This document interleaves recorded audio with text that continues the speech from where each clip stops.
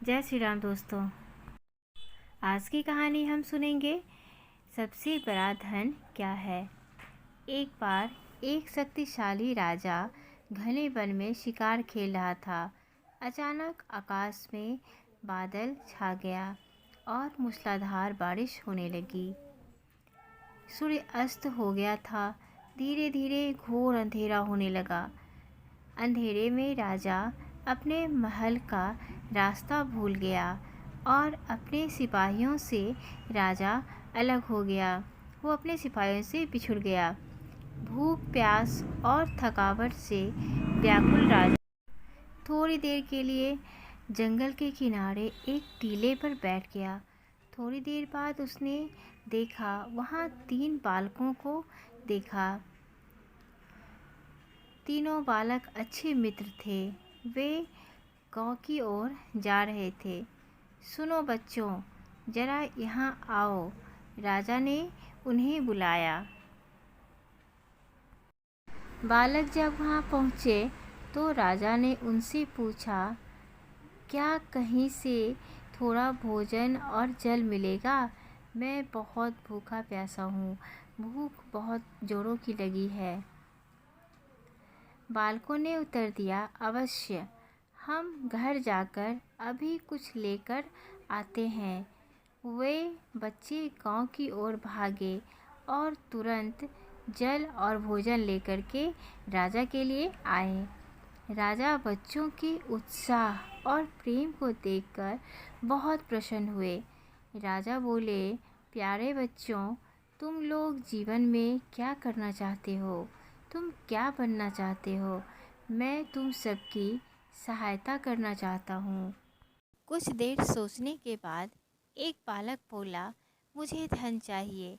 मैंने कभी 2 समय की रोटी नहीं खाई है, कभी सुंदर वस्त्र नहीं पहने हैं।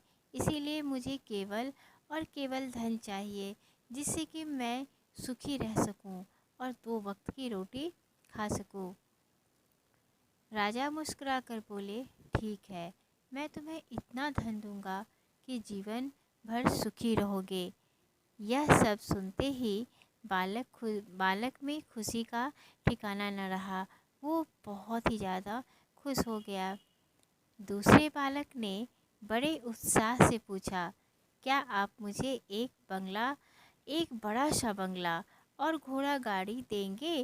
राजा ने पूछा, अगर तुम्हें यही चाहिए तो तुम्हारी ये इच्छा भी पूरी हो जाएगी। तुम्हें एक बड़ा सा बंगला और घोड़ा गाड़ी भी मिल जाएगा।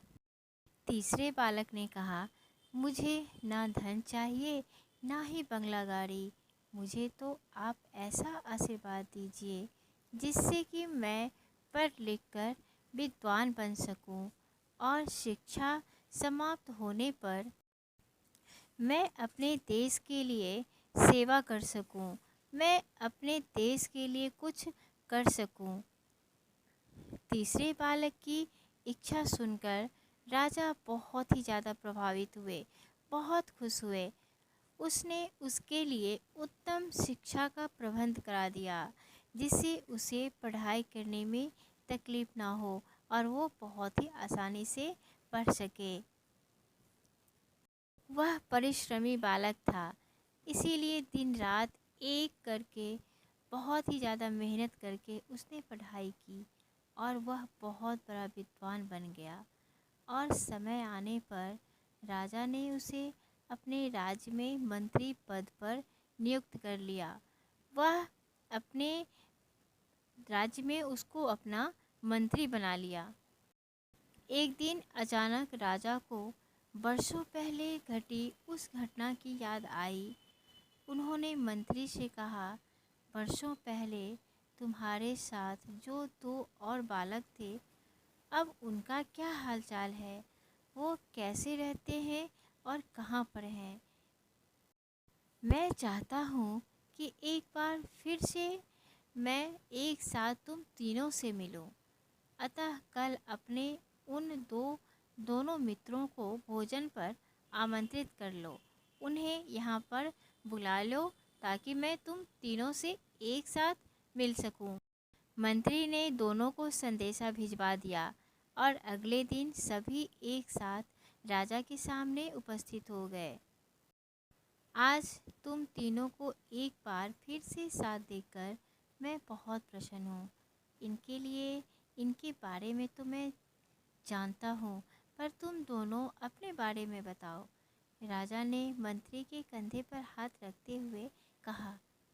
जिस बालक ने धन मांगा था वह दुखी होते हुए बोला, राजा साहब, मैं उस दिन आपसे धन मांगकर बहुत बड़ी गलती की।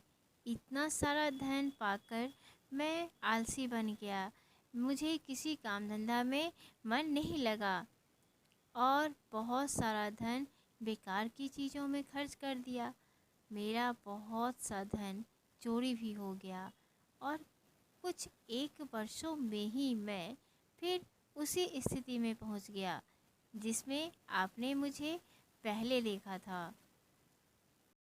बंगला गाड़ी मांगने वाले बालक भी अपना रोना रोने लगे। महाराज, मैं बड़े ठाट बाट से अपने बंगले में रह रहा था, पर वर्षों पहले आई बाढ़ ने मेरा सब कुछ बर्बाद कर दिया और मैं फिर से पहले जैसी स्थिति में पहुंच गया। मैंने भी बहुत बड़ी गलती की। उनकी बातें सुनने के बाद राजा बोले, इस बात को अच्छी तरह से गांठ बांध लो। धन संपदा सदा हमारे पास नहीं रहते हैं, पर ज्ञान जीवन भर मनुष्य के पास रहता है। वो मनुष्य के काम आता है और जो विद्या ज्ञान हम अर्जन करते हैं उसे कोई भी चुरा नहीं सकता। धन दौलत बंगला गाड़ी सब जो है किसी काम के नहीं है, पर विद्या सबसे ऊपर है। शिक्षा ही मानव को विद्वान और बड़ा आदमी बनाती है। इसीलिए सबसे बड़ा धन विद्या ही है। इसीलिए हमें, अगर मनुष्य विद्वान रहता है तो वो किसी भी चीज़ से कुछ भी करके अपने आप को बड़ा बना सकता है। लेकिन अगर वो बहुत बड़ा आदमी है और उनके पास ज्ञान की कमी है, विद्या का अभाव है, तो वो कुछ भी नहीं कर सकते।